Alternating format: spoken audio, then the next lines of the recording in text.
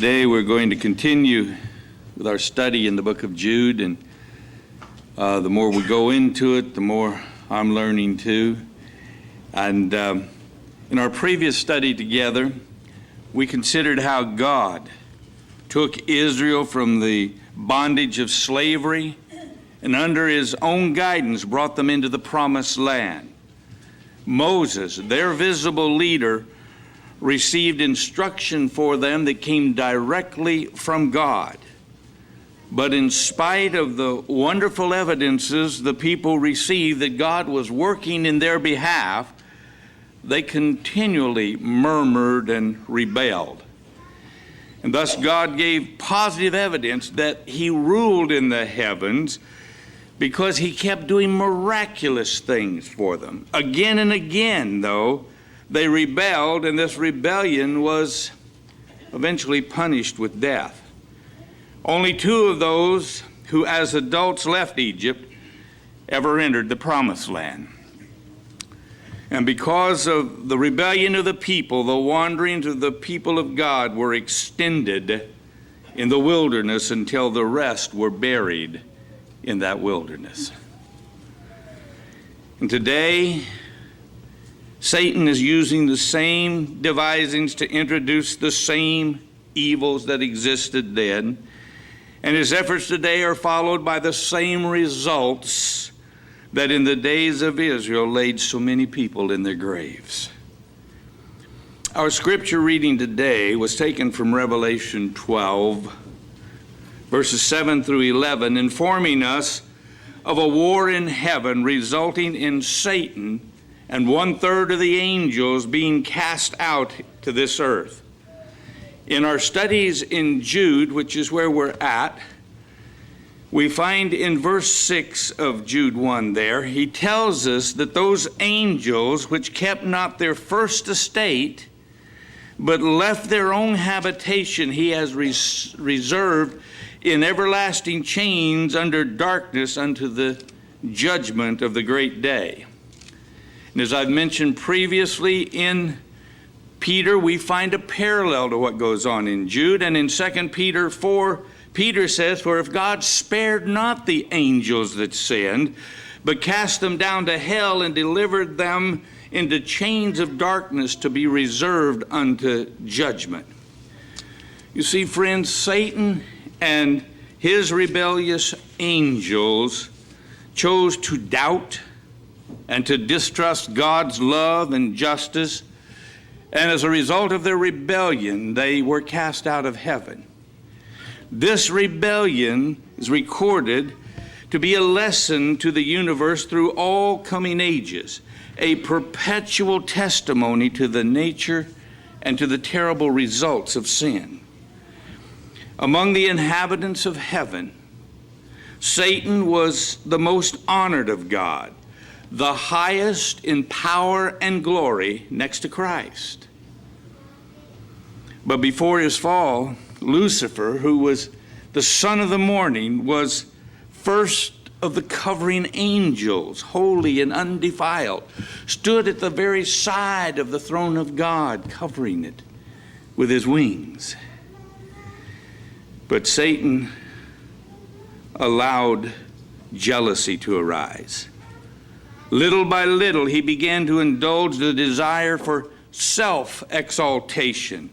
And because of the exaltation of Christ, the one who was equal with God the Father, Satan now was filled with an animosity. Why, he began to question, should Christ have the supremacy?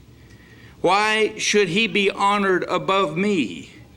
And so sin entered into God's perfect universe through this self-seeking, through this striving for supremacy. And though all of the glory that this beautiful angel had was from God, Lucifer came to regard it as pertaining to himself. And not content with his position at the side of God's throne, he wanted to sit in it. Though honored above all of the heavenly host, he ventured to covet the homage due only to God. And thus he went forth to diffuse the spirit of discontent, and harmony was destroyed in God's perfect creation. You see, Satan began his work, my friends, much in the same way as men are doing today. Men who ought to know better are following in the very principles and footsteps of this great deceiver. Lucifer complained of the supposed defects in the management of heavenly things, and he sought to fill the minds of the unfallen angels with disaffection. He felt that he had a better understanding of what needed to be done, and he had a Ford syndrome. He had a better idea. I can do better than God. And so he sowed the seeds of doubt and unbelief against Christ, and because he was not as God, he strove to fill the minds of these angels with his own envy and disaffection. And thus, very subtly, the seeds of alienation were planted, afterwards to be drawn out and presented before the heavenly courts as proceeding not from Satan, but from those angels. He would show that they thought as he did, and that they had brought this to his attention. And so as Satan whispered his disaffection to the angels, there was at first no pronounced feelings against God, but the seed was nonetheless sown, and the love and confidence of the angels of heaven was now marred. The sweet communion between them and God was now broken, and every move was now watched intently. Every action was viewed in the light in which Satan had made them now see things. And that which Satan had instilled in the minds of the angel, a word here and a word there, opened the way for a long, long list of suppositions. And thus, in his artful way, he drew expressions of doubt from these holy beings. And when he was questioned by God, he accused those he had educated. He laid all of the disaffections upon the ones that he had led into alienation. It was the most difficult thing for God to make the deceiving power of Satan apparent to the heavenly host. You see, his power had been increasing with years and years of practice. And God could not defend himself. He must simply say it's not true. We're going to see God could have zapped Satan right out of existence on the spot. And so this arch deceiver worked with a mysterious secrecy at the first, and for a time he concealed his real purpose under the appearance of having a reverence for God and a desire to further the things of heaven. He began to insinuate, though, doubts concerning the laws that govern God's creation, laws that he declared were arbitrary, detrimental to the interest of heavenly beings, and that these things needed to be changed. His rebellion against God's law brought sin into existence. Because, friends, regardless of what people will try to tell you today, sin is still the transgression of the law. And to the very close of this controversy in heaven, Satan continued to try and justify himself. When it was announced that with all of his sympathizers he was going to be expelled from heaven now, then the rebel leader boldly avowed his contempt for the law of God. He reiterated his claim that angels did not need any control, but should be left to follow their own will, which would always guide them in the right direction, because after all, they were holy beings. He denounced the divine statutes as a restriction of their liberty. And so, with one accord, Satan and his hosts threw the blame of their rebellion upon Christ Jesus, declaring that if they had not been reproved, they would never have rebelled. The very things that the children of Israel were doing, and thus stubborn in his defiant and in their disloyalty, seeking vainly to overthrow the government of God, yet blasphemously claiming to be themselves the innocent victims of an oppressive power, the arch-rebel and all of his sympathizers were banished from heaven. And Isaiah declares, "How art thou fallen from heaven, O Lucifer, son of the morning? How art thou cut down to the ground, which did weaken the nations? For thou hast said in thine heart, I will ascend into heaven. I will exalt my throne above the stars or the angels of God. I will sit also upon the mount of the congregation in the sides of the north. I will ascend above the heights of the clouds. I will be like the Most High." Yet God says, "Thou shalt be brought down to hell, to the sides of the pit." You see, this rebellious undermining that went on in heaven had existed for a long, long time. We don't know how long it was before Satan was unmasked and the evil ones expelled. But eventually it became necessary that action be taken. And so God, in his wisdom, did not use force to suppress Satan's rebellion.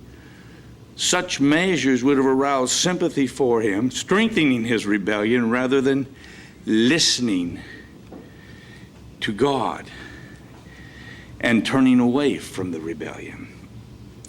As I said before, what if God had said, "All right, it's gone on long enough, zap, you're gone"? God could have done that, you know.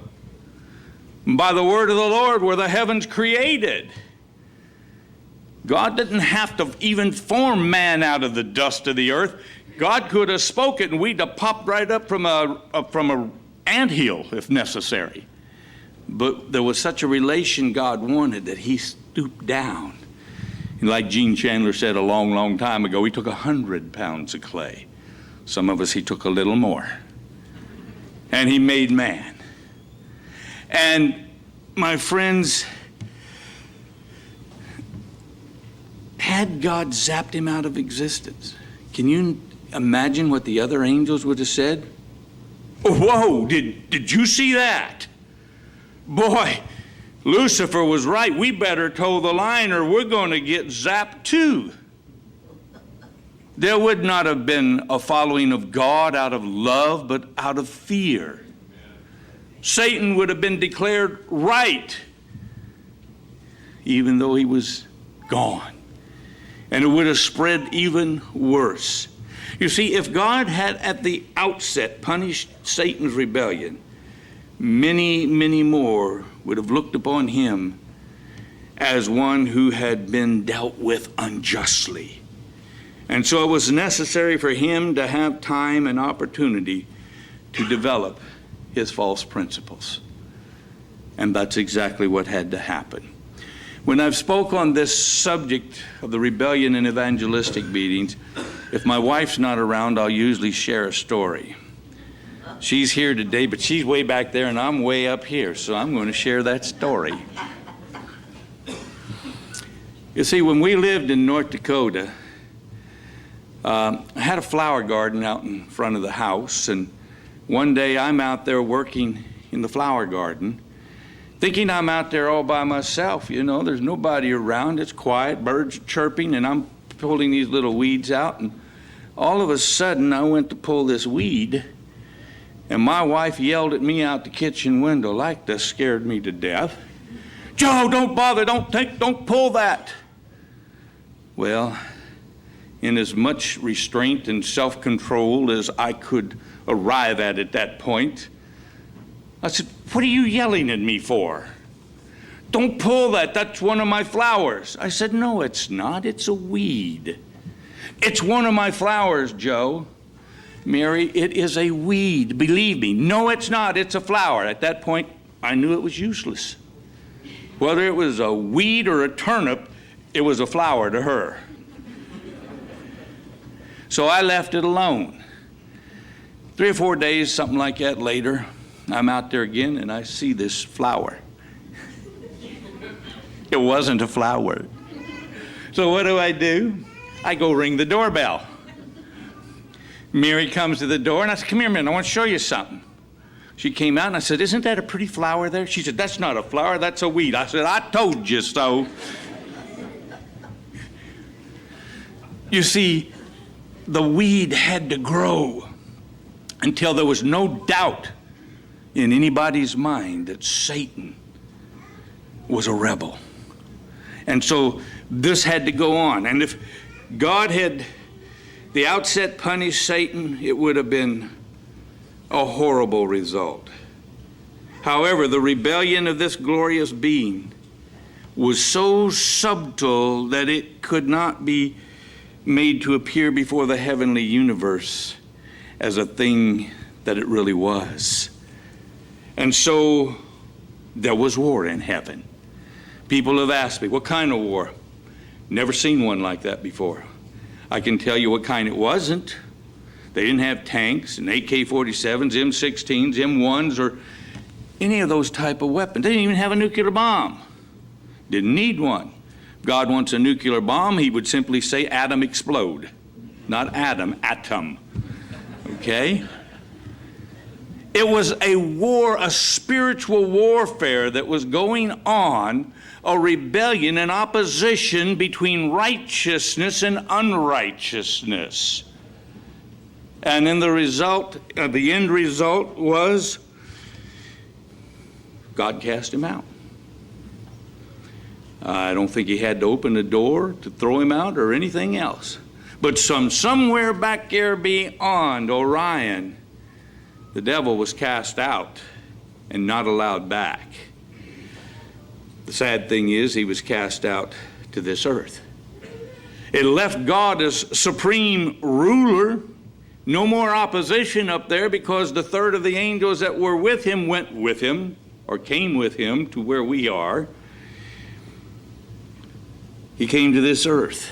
He came into the Garden of Eden, a newly created sphere in God's great universe that had two lovely people and a lot of lovely trees and a lovely tree that had some wicked results. Because I don't believe that the tree of knowledge of good and evil looked like some old dried up, skinny, withered away tree. The tree of knowledge stood near the tree of life in the midst of the Garden of Eden, and that was there as a test of obedience and faith and love for Adam and Eve. They were told everything that's on this planet is yours. Anything in this garden is yours, but one tree. And don't even go around that tree. And when you go walking out through the garden, don't go alone, because there's a bad angel down here, and he's out to get you. This was told to them in advance. They're told that if they ate of this tree, that the penalty would be death. To them, that was a hard thing to comprehend because they'd never seen or heard of such a thing before. You know, a lot of times God tells us things that I haven't seen or heard of, can't even enter into my mind what it's about. But if God says it, we need to learn to take heed. Adam and Eve were going to be exposed to the temptations of Satan, but if they endured the trial, my friends, they would finally be placed beyond his power to enjoy the perpetual favor of God. On this earth, Satan sought to carry forth the very work that he had commenced in heaven. And the working out of Satan's rebellion, its effect upon both men and angels, would show what must be the fruit of setting aside divine authority. It would testify that with the existence of God's government and his law is bound up the well-being of all the creatures that he has made. And thus the history of this terrible experiment in rebellion was to be a perpetual safeguard to all unfallen beings, to prevent them from being deceived as to the nature of transgression, to save them from committing sin and suffering its punishment. Remember, my friends, Satan is the leader of every rebellion today. If you have war in a church board, it's because he's there. If you have war in the church, he's there. You have war in your home, he is there. Every rebellion he is behind. His rebellion has been repeated over and over again in the history of our planet. It has been a perpetual testimony as to the nature and results of sin and the working out of satanic rule. Its sure effects on both men and angels speak loudly as to what will ever be the fruit of setting aside the light that God sends us and rejecting his supreme authority. His deceptive work is being continued today among those who profess to be loyal people of God. In the hearts of many church members, there is being carried on today the same work of rebellion.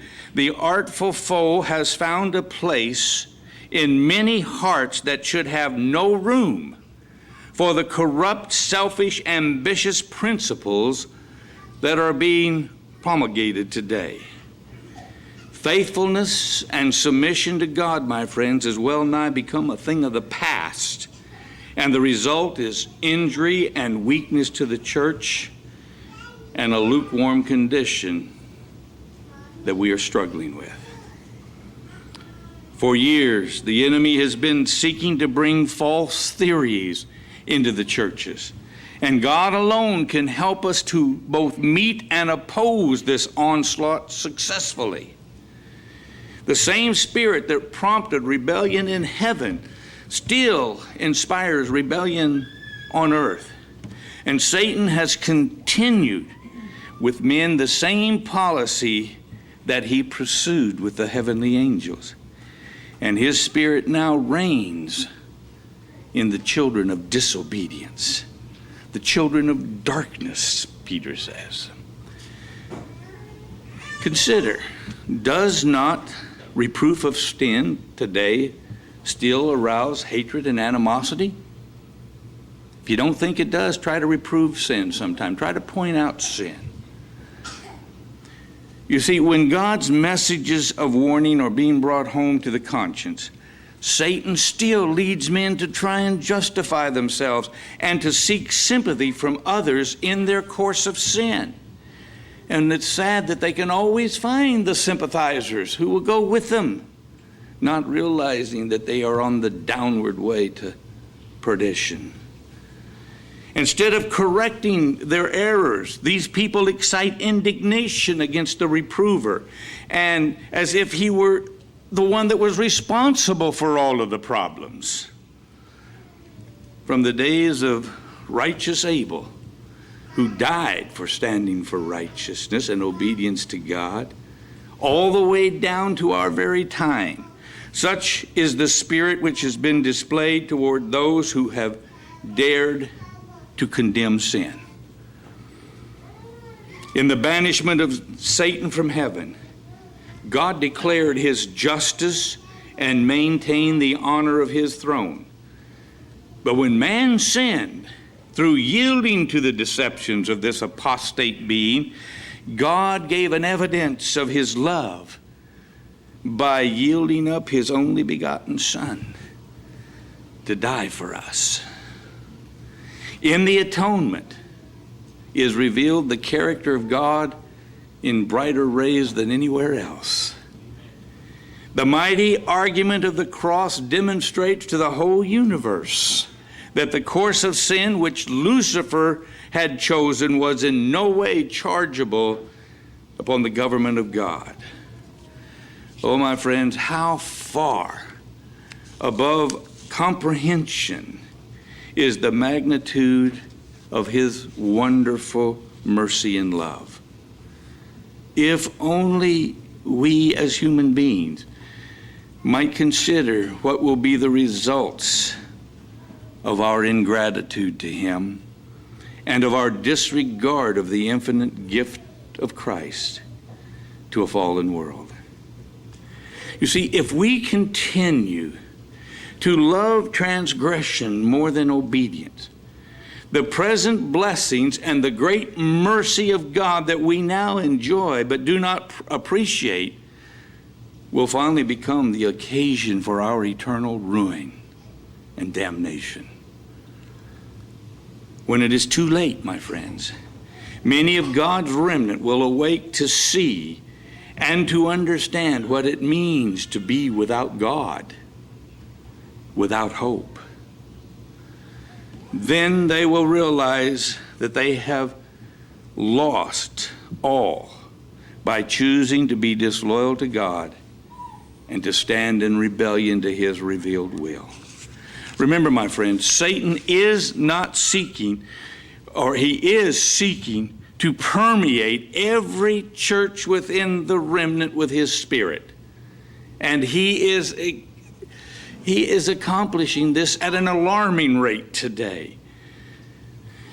He knows that the time is short. Do we? Yes. He knows that it is short. And as a result, he seeks to gain the victory over every one of us possible. He has deceived all of mankind for centuries, and his great power is unbelievable over the human family, and his rage against the people of God increases ever more the closer we near to the close of all things. He is as a roaring lion, seeking whom he may devour. You know, there are Sabbath keepers, Seventh-day Adventists throughout the world who are in good and regular standing in the church, who are still counted as true and loyal members, but who are giving loose rein to their ambitions and their desires, and they're uniting with the work of the arch deceiver, and as such imperiling the work and the prosperity of the cause of God. There are many among us who claim to believe the truth, yet who refuse to be sanctified through the truth. When reproved for a wrong course, self immediately rises up, and they stubbornly follow the spirit of Satan. And through their opposition to and the rejection of the testimonies of the Spirit of God and the clear teachings of his word, they are working out a type of rebellion that has hindered the advancement of the kingdom of God in this earth for ages. And thus, the course of many is similar to that of the exalted angel who rebelled against the authority of God while standing beside the very eternal throne of God. Even today, there are those who are ever seeking to have their own way and to follow the leadings of their own disposition. And the result of all of this is weakness and confusion, evil surmisings and evil speaking. And those who continually work on Satan's side will carry out the plans of the deceiver until they find themselves wholly departed from the faith, and will awake and not even realize that the Spirit of God has departed from them. Great efforts will be made by those who suppose their own wisdom to be supreme, in exactly the same lines in which Satan worked. Many today place such confidence in their own ideas and their own policies that they present their own theories as if they were unable to make mistakes. They feel that they are simply infallible. And that word seems so strange within Adventism. To me, one of the most shocking things in the 1888 message sad events in our history was when Ellen White said of our General Conference president, he's been in office so long that he thinks he's the Pope. She didn't say Pope, but she said he's been in office so long that he thinks himself infallible. That's the Pope, my friends. None of us are infallible. You see, they think and they act as if they are the only ones led by God. And when this spirit is manifested, what can be done? You cannot convince these people because they say, well, God has led me. They will not acknowledge that they've acted from wrong principles and wrong policies. They maintain that they have moved properly. They often seek to justify their errors also by referring to those who they have gathered about them who support them in their improper actions. Friends, the only course that can be pursued for these type of people is to leave them to develop their principles. They may never see their own errors, but others may, and they may be convinced, and they may be saved. Remember, 2/3 of the angels were first in the rebellion. 1/3 saw and came back. And so now 2/3 remain and 1/3 was cast out.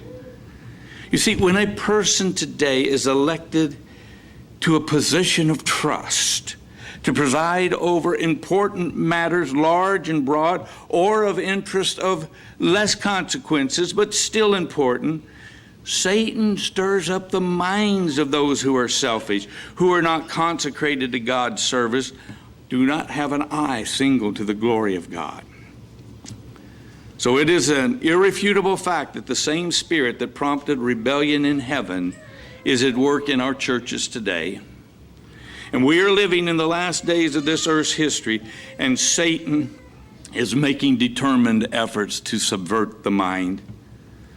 Oh, my friends, if only those who are at war with the testimonies of God that He's graciously given to this church, as well as His written word, if only those people would accept these warnings, His people would be saved from the snares of Satan. They would come into harmony with the requirements of God. Remember, light, very precious light, has been given to us as a people today, but it is sadly rejected as well. So in these closing days of Earth's history in which we are now living, Satan is working with deliberate effort to seduce souls into sin. He is working, can be seen in nearly every one of our churches. And therefore, my brothers and sisters, I call upon you today to keep strict guardianship over your mind and over your spirit. Guard your words, lest Satan lead you to repeat his own history. Guard your thoughts. Guard your tongue. Keep your tongue as with a bridle.